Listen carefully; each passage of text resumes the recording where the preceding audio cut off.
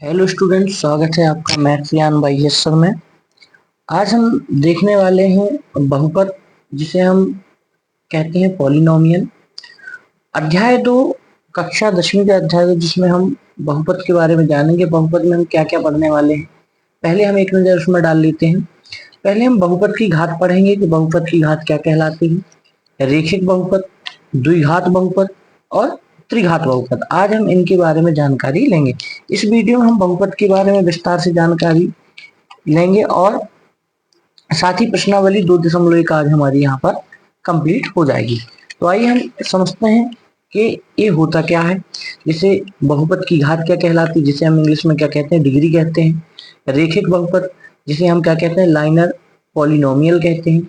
द्विघात बहुपद, जिसे हम क्वाड्रेटिक पॉलिनोमियल कहते हैं। और त्रिघात बहुपद, जिसे हम क्यूबिक पॉलिनोमियल कहते हैं। यही जो आपके 4 टॉपिक मैंने लिखे हैं, इन्हीं से आपका प्रश्न बनेगा और इससे जितने भी टाइप के आपके प्रश्न बनने वाले हैं वो हम आगे देखेंगे। तो आइए कुछ हम वन लाइन फैक्टर देख लेते हैं और जो परिभाषा है उनके बारे में हम थोड़ा जान लेते हैं, जिससे हमको आगे की चीजें समझ में आए। जैसे उन्होंने लिखा है, चर x के बहुपद, चर x के बहुपद px में x की उच्चतम घात, और घात को हम क्या कहते हैं, पावर, बहुपद की घात या डिग्री कहलाती है। कहने का मतलब जो x की घात है। अब देखिए, अब पहले नंबर तो आप थोड़ी सी इधर आप देखिए, अगर हम बात करें बहुपद की, किसकी, बहुपद, और एक होता है समीकरण, एक होता है समीकरण। अगर मान लीजिए जो px लिखा है, px का मतलब होता है जो इक्वेशन लिखा है। अगर कोई लिखा है मान लीजिए 2x + 3, ठीक है, और इसी को अगर हम ऐसा लिख दें 2x + 3 = 0। कहने का मतलब हम बहुपद किसे कहते हैं, जिसके लास्ट में बराबर में 0 नहीं लिखते। मतलब px सिंपल ऐसा लिखा है तो ये क्या कहला जाएगा, बहुपद। अगर हमने px बराबर क्या लिख दिया, 0, तो ये क्या हो जाएगा, समीकरण कहला जाएगा। बात समझ पा रहे हैं। बहुपद क्या कहलाता है, जिसके हम इसके बराबर हम 0 नहीं लिखेंगे तो ये क्या हो जाएगा, बहुपद। और अगर हमने इसके बराबर में 0 लिख दिया तो क्या बन जाएगा, आपका समीकरण बन जाएगा। ठीक है, तो इन्होंने क्या कहा है, इस लाइन को समझिए कि चर x के बहुपद px में x की उच्चतम घात को बहुपद की डिग्री कहते हैं। ये आप 9th में पढ़ चुके हैं, फिर भी मैं आपको बता रहा हूं एक बार।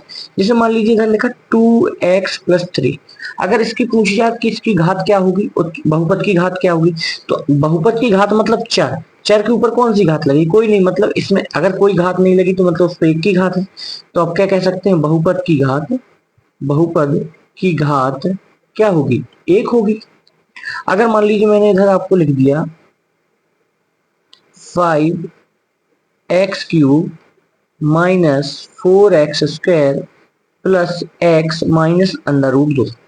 तो अगर मैं आपसे इधर पूछूं कि इस बहुपद की उच्चतम घात क्या होगी, हमने क्या पढ़ा इधर पर, चर x के बहुपद की x की उच्चतम घात। तो इधर x की उच्चतम घात क्या दिख रही है आपको, 3। तो इसकी क्या हो जाएगी, बहुपद की घात क्या हो जाएगी, बहुपद की घात क्या हो जाएगी, 3 हो जाएगी। आई होप आपको समझ में आ गया होगा कि बहुपद की घात हम किसे कहते हैं। इसमें आप उदाहरण भी लिख सकते हैं, क्या लिख सकते हैं, जैसे जो आपकी बुक में दिए गए हैं 4x + 2, तो इधर बहुपद की घात x के ऊपर कितना है, 1 की घात है ना। अगर दूसरा अगर आप देखें तो जैसे इधर लिखा है 2y² - 3y + 4। अब आप कहेंगे सर इधर तो केवल x के बारे में लिखा है, इधर तो केवल x के बारे में लिखा है। जब इधर कोई भी बहुपद y के बारे में आ जाएगा तो ये परिभाषा ही बदल जाएगी। तो फिर हम इधर क्या लिख सकते हैं, चर y के बहुपद py में y की उच्चतम घात बहुपद की घात कहलाती है। बात समझ पा रहे हैं आप। तो इधर उच्चतम घात क्या हो जाएगी, इधर y है तो y की सबसे उच्चतम घात क्या है, 2, इसकी क्या बन जाएगी, घात बन जाएगी। दूसरा हमने क्या लिखा है, एक घात वाले बहुपद को रेखिक बहुपद कहते हैं। एक घात वाले बहुपद को रेखिक बहुपद कहते हैं।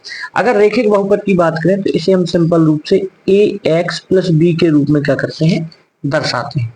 अगर आपसे पूछ ले कि रेखिक बहुपद का व्यापक समीकरण क्या होगा, रेखिक बहुपद का रेखिक रेखिक बहुपद का व्यापक समीकरण, व्यापक समीकरण। तो व्यापक समीकरण आप, मैंने बताया आपको कि अगर इसमें बराबर 0 नहीं लगा है तो ये क्या है, ये बहुपद है। अगर मैंने इसको ax + b = 0 लिख दिया तो क्या बन जाएगा, व्यापक समीकरण। कोई दिक्कत वाली बात ही नहीं है। मतलब ऐसी संख्या जिसमें एक चर हो और एक चर के साथ क्या हो, उसकी घात क्या हो, एक हो। एक चर हो उसकी घात क्या हो, एक हो। जैसे इसके कुछ उदाहरण क्या हो जाएंगे, जैसे अगर आप लिखना चाहें बुक में ही दिए गए हैं आपके 2x - 3, ये आपका पहला उदाहरण हो जाएगा। जैसे आप दूसरा देखेंगे √3x + 5।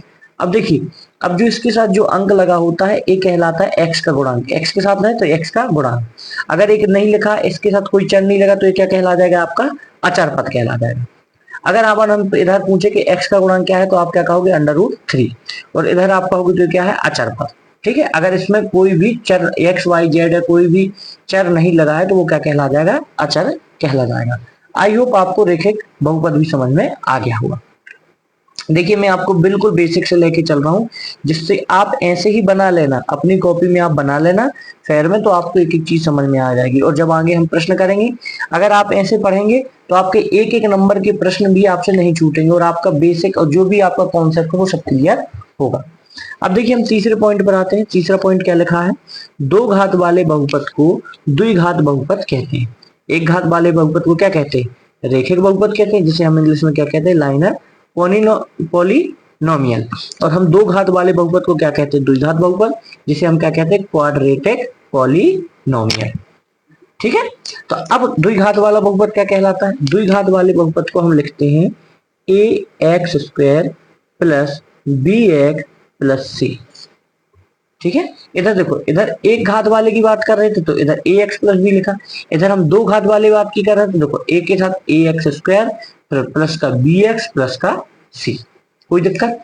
अगर हम बात करें इसके व्यापक समीकरण की, व्यापक समीकरण की, तो हमने आपको अभी बताया कि ये क्या कहला जाएगा, बहुपद, द्विघात बहुपद। अगर हम द्विघात समीकरण की बात करें तो क्या आ जाएगा, ax² + bx + c बराबर क्या आ जाएगा, आपका 0 आ जाएगा। कोई दिक्कत है क्या, कोई दिक्कत आपको नहीं होनी चाहिए। ठीक है, तो अगर मान लीजिए कि अब हमको कैसे पता चलेगा सर कि ये द्विघात समीकरण है, तो जैसे अगर हमने इधर लिखा, और एक चीज और है, इधर पर देखिए x² का गुणांक क्या है, a, तो इधर पर a का मान कभी भी 0 नहीं हो सकता है। आप कहेंगे क्या सर b का मान 0 हो सकता है, हम कहेंगे हाँ हो सकता है। क्यों हो सकता है, मैं आपको बताता हूँ।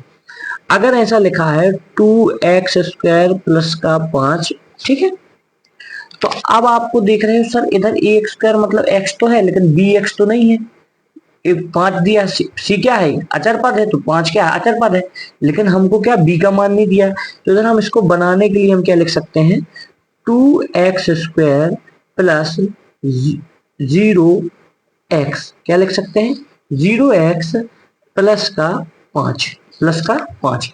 तो इधर देखो, अगर आप ax² + bx + c से तुलना करोगे इसकी, तो a का मान कितना है, a का मान कितना है 2, b का मान कितना है 0, और c का मान कितना है 5। तो a तो कहलाएगा आपका द्विघात समीकरण। लेकिन अगर इधर ऐसा लिखा हो, जैसे 5x + का 3, तो अगर इसको कोई कह दे कि सर ये क्या द्विघात समीकरण है, कहने के लिए तो आपको दिख रहा है सीधा सीधा रेखिक समीकरण, क्योंकि एक है, तो आप इसको ऐसा नहीं कर सकते हो कि 0x², 0 इधर लिखें, x² + का 5x + का 3। क्यों, आप कहोगे सर इधर तो आपने 0 लगा दिया सर, लेकिन इधर पर इन्होंने शर्त दी है कि a का मान क्या नहीं होगा, a का मान 0 नहीं होगा। बात समझ में आई आपको। इसका एक इक्वेशन अगर आप देखना चाहें तो देखिए, मैं आपको दिखाता हूं। जैसे कोई संख्या है, जैसे हम बात कर रहे हैं द्विघात समीकरण की, तो ax² + bx + c, अगर हमने इसके 0 नहीं लगाया तो ये क्या कहला जाएगा, एक कहलाएगा आपका द्विघात बहुपद। क्या कहलाएगा, द्विघात बहुपद। अगर हमने x² + bx + c बराबर 0 लिख दिया तो ये क्या कहला जाएगा, आपका द्विघात समीकरण। क्या कहला जाएगा, ये द्विघात समीकरण। अगर हम इसकी तुलना अगर हम करने जाएं तो हम कैसे, कौन सा समीकरण हो सकता है आपका, जैसे मान लीजिए कि मैंने इधर लिखा आपको 2 - x² प्लस का √3x। अब मैंने आपको ये चीज दे दी, मैंने आपसे पूछा क्या है, द्विघात बहुपद होगा या द्विघात समीकरण होगा, तो इसमें 0 नहीं लगा, मतलब हम पूछें क्या है, द्विघात बहुपद है। तो आप कहेंगे एक मिनट से हम देख के बताते हैं। पहले नंबर को आप क्या करेंगे, इसको सही करेंगे, क्योंकि एक्स स्क्वायर को हम कहाँ लिखते हैं पहले, तो एक्स स्क्वायर किसका है, माइनस का है, तो इधर लिख लो एक्स स्क्वायर। एक्स स्क्वायर के बाद क्या आता है, एक्स वाली, एक्स स्क्वायर के बाद कौन सी आता है अपना स्टेप, एक्स वाला, तो हमारा एक्स वाला क्या है, प्लस का अंडर रूट 3x, और उसके बाद क्या आता है जिसमें कोई चर पद नहीं है, तो दो में कोई नहीं है तो ये अचर पद है, तो हमने इधर लिख दिया 2। अगर हम देख पा रहे हैं कि सर एक्स स्क्वायर भी है, एक्स भी है और अंडर रूट भी, तो ये क्या द्विघात बहुपद हो जाएगा।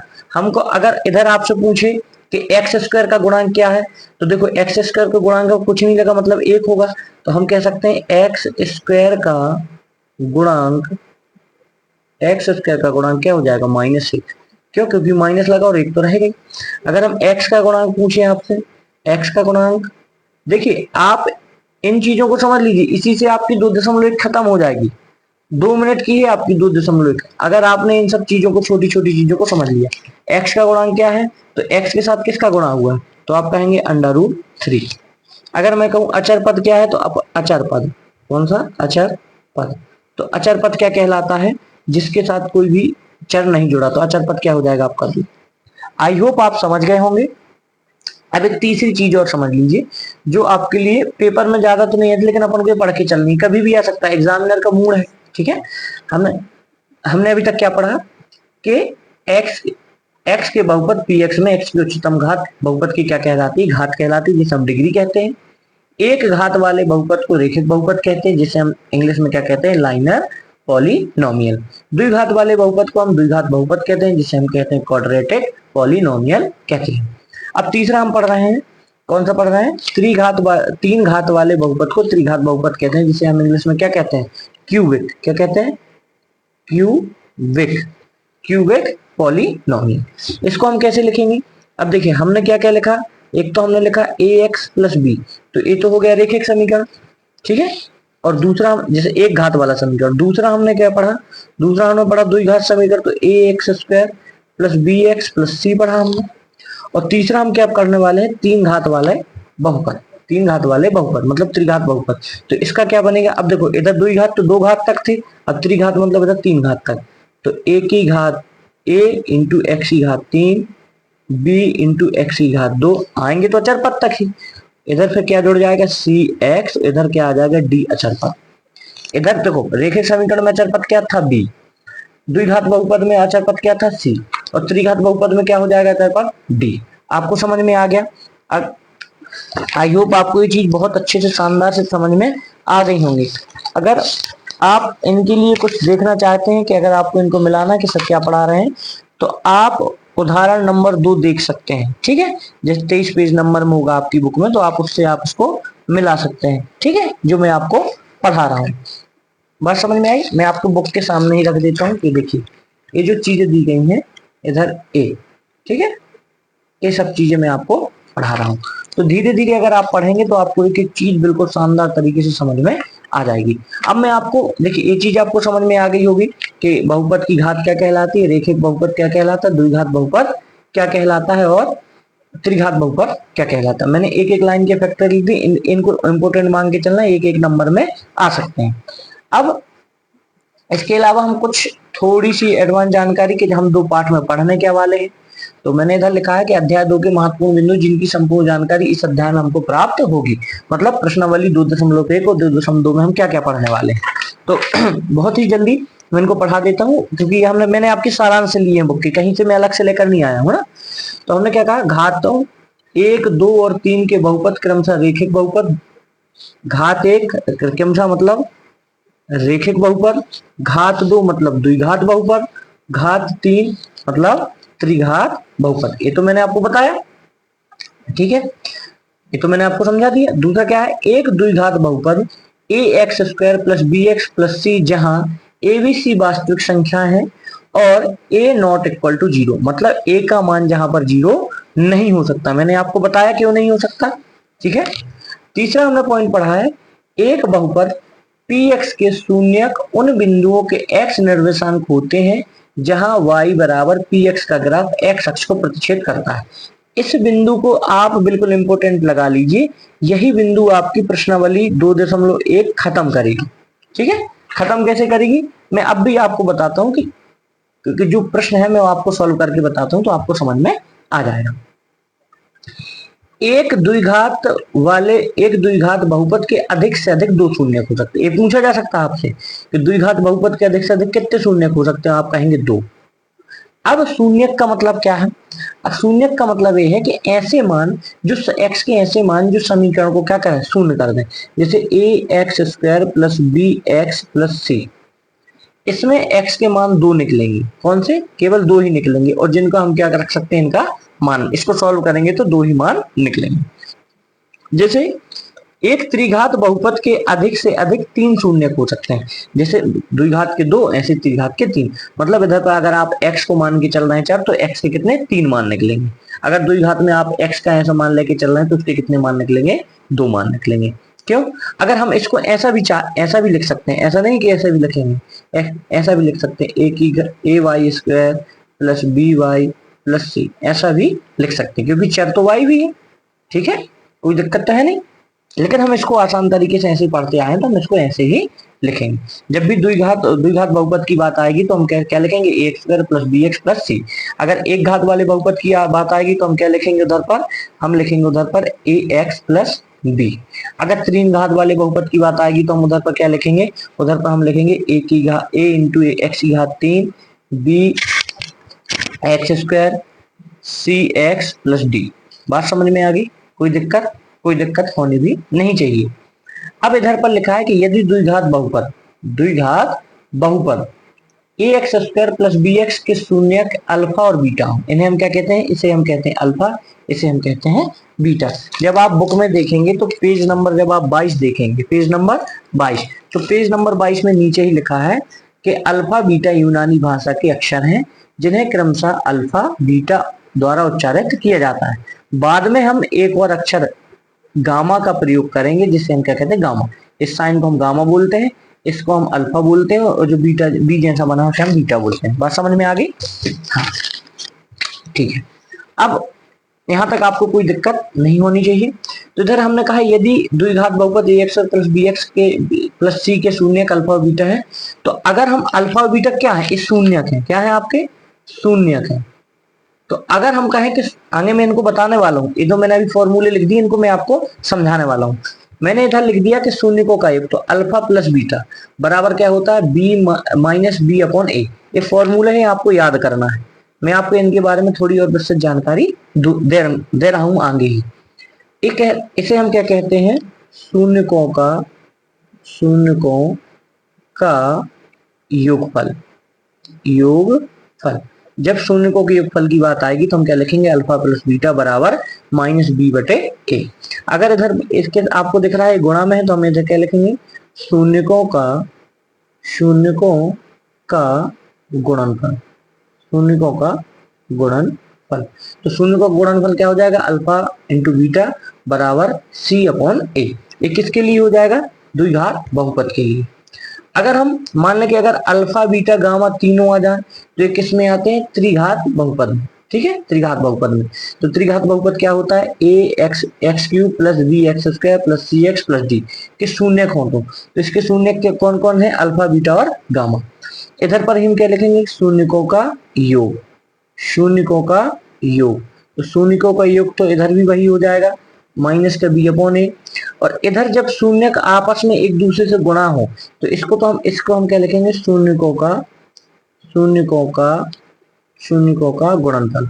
अगर त्रिघात बहुपद की बात करें तो शून्यकों के गुणनफल की बात करें तो क्या हो जाएगा? Alpha into beta into gamma बराबर माइनस डी अपॉन ए। इनको आप सिंपल पढ़ लीजिए, इसके बाद में आपको कुछ और चीजें समझाने वाला हूं। ठीक है, वो चीजें कहां पर है? वो आपके यहाँ है। अब तक हमने जाना कि द्विघात बहुपद, त्रिघात बहुपद, रेखिक बहुपद या बहुपद की घात क्या कहलाती है। हमने कुछ चीजें भी जानी। अब हम आपको बताएंगे कि जो मैंने अभी आपको फॉर्मूला पढ़ाया कि अल्फा प्लस बीटा बराबर क्या? माइनस बी अपॉन ए क्यों आता है? तो इसके लिए देखो, शून्य को आप तो पता है, तो इसका क्या होता है? इसका फॉर्मूला होता है, जब आप बुक में देखेंगे कि अगर ये लिखा है, ये क्या हो जाएगा? आपका बहुपद हो जाएगा, द्विघात बहुपद है। तो इन्होंने क्या लिखा है? शून्यकों का योग। शून्यकों का योग क्या कहला जाएगा? अल्फा प्लस बीटा, क्योंकि ये क्या है? द्विघात बहुपद है तो द्विघात बहुपद के शून्य क्या होते हैं, अल्फा और बीटा होते हैं। तो इधर आप क्या करेंगे, शून्यकों का योग तो अल्फा प्लस बीटा। अब इन्होंने माइनस तो पहले से लगा के रखा है तो इधर लगा दोगे आप माइनस। एक्स का गुणांक, तो मैंने क्या कहा था, एक्स का गुणांक क्या, जो एक्स के साथ जिसका गुणा हुआ हो, तो एक्स के साथ किसका गुणा हुआ है, बी का। अगर मान लीजिए इधर मैं ऐसा लिख देता कि 5x² प्लस 3x प्लस का 6, ऐसा लिख दिया, तो अगर मैं अब इसको लिखूं, x का गुणांक इधर क्या हो जाएगा, x का गुणांक आप कहोगे सर इधर 3 हो जाएगा, तो मैं क्या लिख सकता हूं, 3 लिख सकता हूं। 3 किसकी जगह पर है, 3 बी की जगह पर ही तो लिखा है। 3 किसकी जगह पर लिखा है, बी की जगह पर। ये माइनस तो पहले से फॉर्मूला में ही, ठीक है। अगर फिर मैं लिखूं एक्स स्क्वायर का गुणांक, तो एक्स स्क्वायर का गुणांक क्या है, एक्स के साथ किसका गुणा हुआ, 5 का, तो आप इधर क्या लिख दोगे 5। तो ये आपका क्या निकल गया, एक द्विघात बहुपद के आपके शून्यकों का योगफल आपने निकाल दिया, योगफल क्या निकाल दिया आपने। और इसी को अब ये तो ये इसका फॉर्मूला, कोई दिक्कत, कोई दिक्कत नहीं। अब इसको आप एक तरीके से और लिख सकते हो कि अगर जब आपको ऐसा दिया हो तो आप लिख सकते हो कि a बराबर कितना दिया गया है 5, b बराबर कितना दिया गया है आपको 3, और c बराबर कितना दिया गया है आपको 6। तो जब आप सीधे सीधे फॉर्मूला रखोगे कि अल्फा प्लस बीटा बराबर फॉर्मूला क्या होता है, माइनस बी अपॉन ए। तो इधर आप देखो माइनस तो लगा ही है, बी का मान कितना है 3 और ए का मान कितना है 5, आ गया वही मान, ठीक है। मैंने आपको डिटेल से भी निकाल के बता दिए, शॉर्ट तरीके बता दिए। इसी तरीके से शून्यकों का गुणनफल, तो शून्यकों का गुणनफल क्या होता है, अल्फा इंटू बीटा, किसके लिए, द्विघात बहुपद के लिए। और द्विघात बहुपद के लिए अल्फा इंटू बीटा का फॉर्मूला हमने अभी आगे क्या पढ़ा था, सी अपॉन ए पढ़ा था ना, भूलना नहीं इतने जल्दी, देखो ये पढ़ा है हमने, ठीक है। तो ये क्या हो जाएगा, शून्यकों का गुणनफल। तो अब आप इसी में देखो कि जो अपन ने निकाल लिए थे ए बी और सी के मान, तो सी का मान कितना है 6, तो इधर आप क्या रख दोगे 6, और ए का मान कितना है आपका 5, तो इधर क्या रख दोगे 5। तो ए क्या कहला जाएगा आपका, शून्यकों का योगफल, और ये क्या कहला जाएगा, शून्यकों का गुणनफल। इतनी सिंपल सा है ना, ज्यादा लोड नहीं लेना। अगर लोड लोगे तो भाई दिक्कत बन जाएगी, आपको कठिन लगने लग जाएगा। तो इसको बढ़िया आराम से देखो, इससे अच्छा आपको कहीं कंटेंट नहीं मिलेगा बेटा। अगर आप इनको बस देख रहे हो वीडियो ना, तो गर्मी में आपकी पूरी की पूरी मैथमेटिक्स आपकी कंप्लीट हो जाएगी। जब आप जुलाई से अपने विद्यालय जाएंगे तो आप केवल वहां रिवीजन करेंगे, क्योंकि आप वहां से पहले आप पहले यहाँ इस चैनल पर आप पढ़ चुके होंगे। इसी तरह हम क्या बात करें, त्रिघात बहुपद ए एक्स क्यूब, क्यूब का मतलब ए एक्स की घात 3, ठीक है, इसे घन बोलते हैं और इंग्लिश में क्यूब बोलते हैं। A x cube plus b x square plus c x plus d के शून्य। अब 3 वाले शून्य का, तो अगर हम इसको एक समीकरण बनाएं, अगर हम इधर लिख लें कि 4 की घात 3 प्लस 5 की एक्स स्क्वायर 2, 4x की घात 3 प्लस 5x की घात 2, इधर लिख दें 3x प्लस का इधर हम लिख दें 7। तो ये बन गया इसी रूप में, देखो 3 वाली घात वाला भी है ना। अभी 3 के साथ एक्स क्यूब का गुणांक क्या कहलाएगा a, एक्स स्क्वायर का गुणांक क्या कहलाएगा b, और x का गुणांक क्या कहलाएगा c, और ये d तो क्या है अचर पद है, क्योंकि इसके साथ कोई भी चर नहीं जुड़ा। इधर पर अगर हम बात करें, इधर हम बात करें तो एक्स क्यूब का, अगर हम एक्स क्यूब की बात करें तो इसका गुणांक क्या हो जाएगा 4। तो अगर हम इधर ऐसा भी तो लिख सकते हैं कि a बराबर कितना लिखा है आपका, a बराबर कितना लिखा है 4 दिया है, b बराबर कितना, क्योंकि एक्स स्क्वायर का गुणांक क्या होता है b होता है, तो b बराबर b की जगह पर क्या लिखा है 5, तो b बराबर हम किधर क्या लिख सकते हैं 5। c देखो c के साथ x है तो इधर 3 के साथ x है, तो c 3 किसकी जगह पर लिखा है, c की जगह पर, और d क्या है अकेला है तो 7 भी अकेला है, तो d का मान क्या हो जाएगा 7। तो ये आपको मान निकलना पता चल गया। अब देखो, अब फॉर्मूला जो हमने आपको बताया ना, एक ये फॉर्मूला, इन्हीं फॉर्मूला की बात कर रहा हूँ, मैं आपको बनाना सिखा रहा हूँ कि आए कैसे। जब आप बुक में देखेंगे कि त्रिघात बहुपद में शून्यकों का योग, शून्यकों का योग, तो इसमें क्या होता है, इसमें आता है शून्यकों का योग में आपके इधर 3 होते हैं, alpha plus beta plus gamma. क्यों 3 होते हैं, क्योंकि ये त्रिघात बहुपद है। तो आप इधर देखो माइनस एक्स स्क्वायर का गुणांक, तो एक्स स्क्वायर का गुणांक क्या है b, तो आप क्या लिख दोगे b। एक्स क्यूब का गुणांक, तो एक्स क्यूब का गुणांक क्या है, आप लिख दोगे a। अगर आपको ऐसे समीकरण दे दी इसके मान निकालना है तो आप सीधे माइनस तो लगा रहने दोगे। और अब a का मान कितना दिया गया, b का मान कितना दिया गया है 5, और a का मान कितना दिया गया है आपका 4। तो ये क्या हो जाएगा आपका शून्यकों का योग। ठीक है, आप इधर से ऐसे बहुपद दिया होगा तो इससे आप ए का मान, बी का मान, सी का मान और डी का मान निकाल लोगे। और alpha plus beta plus gamma बराबर बी माइनस ए होता है, तो उसका मान आप इधर से माइनस तो रहता ही है, ये माइनस कब जाएगा, ये माइनस प्लस कब बनेगा, जब ए का मान माइनस में होगा। तो माइनस ए का मान माइनस में हो या फिर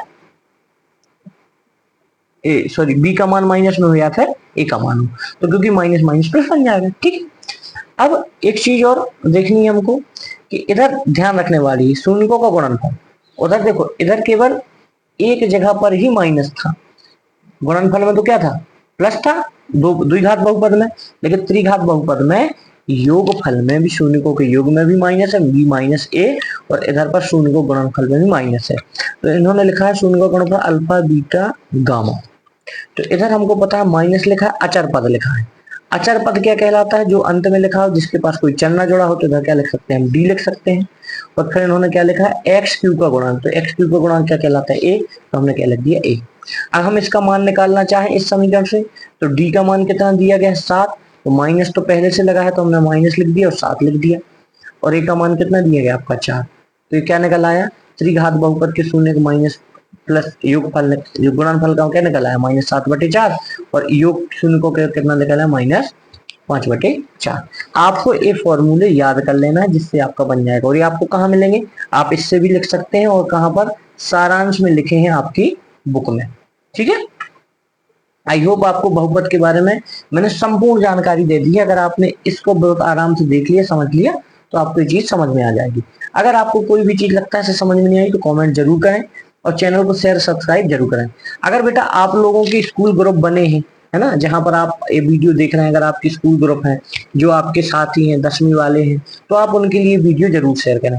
ठीक है, जिससे मेरा भी इंटरेस्ट बढ़ेगा और मैं आपके लिए और अच्छा अच्छा कंटेंट ला पाऊंगा। देखिए बेटा, लोग 500-500 600 1,000 रुपए खर्च करते हैं, फीस लेते हैं, मैं आपको फ्री प्रोवाइड करवा रहा हूँ ये चीजें, तो थोड़ी आप मेरा भी सपोर्ट कीजिए, जिससे कि मेरा भी मनोबल बढ़े। अब एक लाइन और, अब ये क्या हो जाएगा आपका, एक उदाहरण है, प्रश्नावली प्रश्नावली 2.1 में केवल एक ही प्रश्न दिया गया है, जिसमें आपको क्या बताने हैं, गुणांक बताने हैं। और उससे पहले एक उदाहरण दिया गया है, देखिए उससे पहले एक उदाहरण दिया गया है, उसके बाद एक प्रश्न दिया गया है। अगर मैं आपको ये प्रश्न आपको करवा देता हूं तो ये आपको स्वयं करना है। ठीक है, तो मैं आपको ये करवा के बता देता हूं, तो आप ये आराम से कर लेना। तो जैसे इधर लिखा है आपका कि व्यापक रूप से घात n दिए गए बहुपद px के लिए y बराबर px है। मतलब हमको सिंपल सी बात यह है, इसको पढ़ लीजिए, ग्राफ x को अधिक से अधिक n बिंदुओं पर, ग्राफ किसको, देखिए x अक्ष को अधिक से अधिक n बिंदु तक प्रतिच्छेद, प्रतिच्छेद मतलब काटना, तो अतः n के किसी बहुपद के अधिक से अधिक n शून्य होंगे।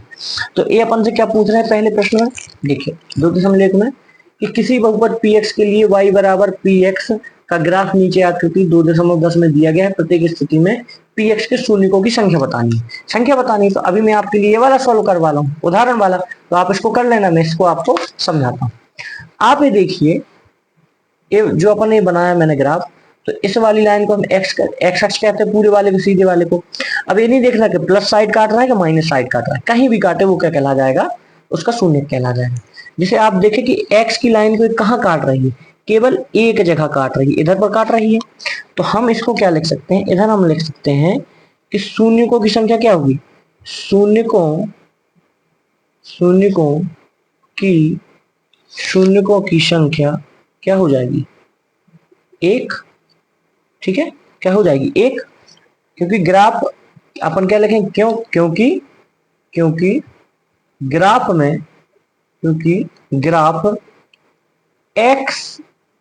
एक्स अक्ष केवल बिंदु एक बार काट रही है, तो कितने शून्य हो जाएंगे, 1। अगर इधर देखो, इस लाइन में कितने बार काट रही है, आप कहोगे सर इधर काट रही है, ये तो y वाला हो जाएगा, और इधर काट रही है, तो इधर शून्य कितने हो जाएंगे आपके, इधर आप कहोगे सर शून्य हो जाएंगे हमारे, शून्यकों की संख्या, कहां तक, कितने बार काट रहे हैं x को, 2 जगह है, तो कितनी हो जाएगी, 2, है ना, सिंपल। देखो अब तीसरे वाले ग्राफ में देखो, x वाली लाइन को देखना, सीधी वाली को, 1 जगह, 2 जगह और 3 जगह, तो इसके शून्यकों की संख्या कितनी हो जाएगी? शून्यकों की संख्या शून्यकों की संख्या कितनी हो जाएगी? आप कहोगे सर 3। क्यों? क्योंकि ये एक्स अक्ष को कितने बार काट रहा है? 1 2 3। इधर कितने बार काटा? 2 बार। इधर कितने बार काटा? 1 बार। अब आप इधर देखेंगे तो इधर एक्स को कितने बार काट रहा है? एक्स को देखो, ये तो नीचे तो वाई अक्ष है, एक्स को कितने बार काट रहा है? 1 बार। तो शून्यकों की संख्या क्या हो जाएगी? शून्यकों की संख्या कितनी हो जाएगी? 1 हो जाएगी। इधर आप देखेंगे शून्यकों की संख्या कितनी हो जाएगी? एक ही जगह पर काट रहा है तो कितनी हो जाएगी? 1 हो जाएगी शून्यकों की संख्या। अब आप इधर देखें, 1 2 3 4, 1 2 3 4। तो अब आप लिख सकते हैं कि शून्यकों की संख्या इधर कितनी हो जाएगी? 4। तो आप लिख सकते हैं शून्यकों की संख्या कितनी हो जाएगी? 4 हो जाएगी। अब आपको मैं ओरली देखिए, मैंने एक आपको क्लियर पूरा समझा दिया। अब एक मैं आपको जो प्रश्नावली में एक ही प्रश्न दिया गया है उसको मैं आपको समझा देता हूँ। नेक्स्ट वीडियो में आपको प्रश्नावली 2.2 मिलेगी, ठीक है। जैसे इसमें देखिए, इसमें आप देख रहे हैं क्या एक एक्स को कहीं काट रहा है तो इसमें शून्यकों की संख्या क्या हो जाएगी? 0 हो जाएगी, ठीक है। इधर आप देख रहे हैं कितने बार काट रहा है? केवल एक जगह काट रहा है तो शून्यकों की संख्या कितनी हो जाएगी? 1 हो जाएगी। इधर देखें आप, इधर आप देखेंगे 1 2 3, 1 2 3। जब आप इसको देखेंगे तो 1 2 और इधर कितना आ जाएगा? 3। कितने बार काट रही है? 3। तो शून्यकों की संख्या कितनी हो जाएगी? 3। इधर देखें कितने बार? 1 2। कितने हो जाएंगे? 2। है ना बहुत आसान। देखिए आप डरना नहीं मैथ से, मैथ बहुत आसान है। आप पढ़ेंगे प्रेम से और उसकी प्रैक्टिस करेंगे तो आपसे बिल्कुल सब बनेगा, ठीक है। तो इधर देखेंगे आप 1 2 3 और 4। अब इसको नहीं गिनना, क्यों? क्योंकि ये वाई अक्ष पर है, हमको किस अक्ष पर चाहिए? एक्स अक्ष पर। तो कितने जगह काट रहा है? 1 2 3 4। तो इसके क्या शून्यकों की संख्या कितनी हो जाएगी? 4, ठीक है।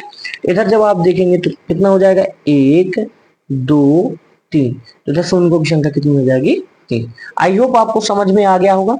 और अगर आपको वीडियो अच्छी लगती है तो आप इसको शेयर जरूर करें, लाइक करें। अगर आप इस वीडियो नए हैं तो इस चैनल को सब्सक्राइब जरूर करें और जो बाजू में बेल आइकन दबा है, मतलब बेल आइकन बना है तो उसको आप प्रेस कर लें, मतलब घंटी को दबा लें, तो जिससे जब भी मैं आपको नई वीडियो अपलोड करूंगा तो आपके पास वो पहुंच जाएगी। Thank you.